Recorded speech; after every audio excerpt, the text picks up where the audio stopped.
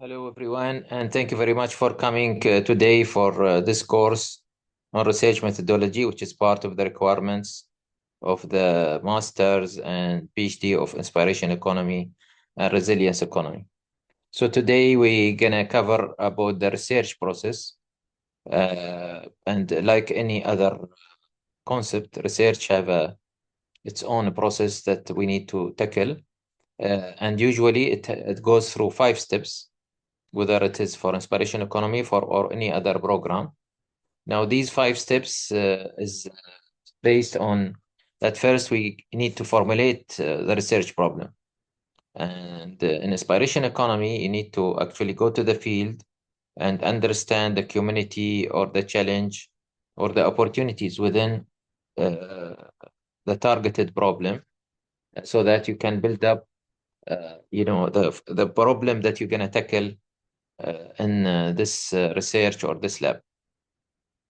Now, remember that for us, research is part of the daily labs. If we are doing labs on the field, so we should have the research mind. And this is what we always say. It's not about doing research for publication, but really using the research methodology in every step or most of your steps when you are tackling the lab or trying to solve a problem within a community or a target community or organization or even a country.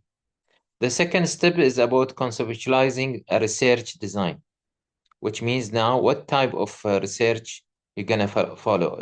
Are you going to follow qualitative research or quantitative? And again, most of our research is, in general, it's qualitative, but we have to use quantitative data about the community, about the level of poverty, about maybe also the unemployed people, about the level of migration, about the women's status, about the divorce, family stabilities, and so on.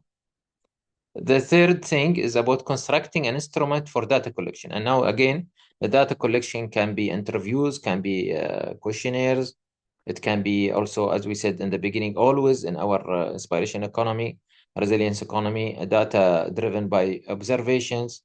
And then we select a sample of where we're going to focus our study. Sometimes you go to a village, but you might not cover the whole village. Maybe you cover those people who's living near the sea or the river, not those living in the desert, for example, or in the faraway villages.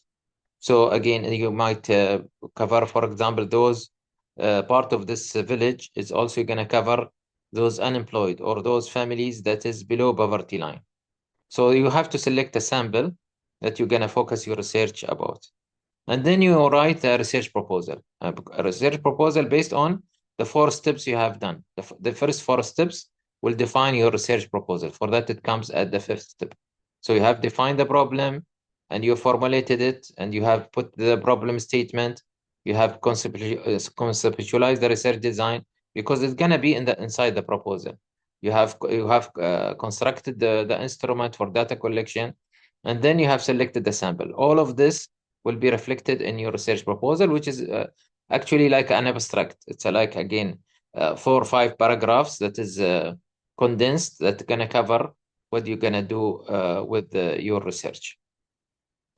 And it's self-explanatory, so the reader, once they read it, he will be interested to read more of your research, or he will decide this is not a suitable research for him or for her. So there are 3 steps in conducting any study that we need to take care about. First, we collect the data. So that's very important.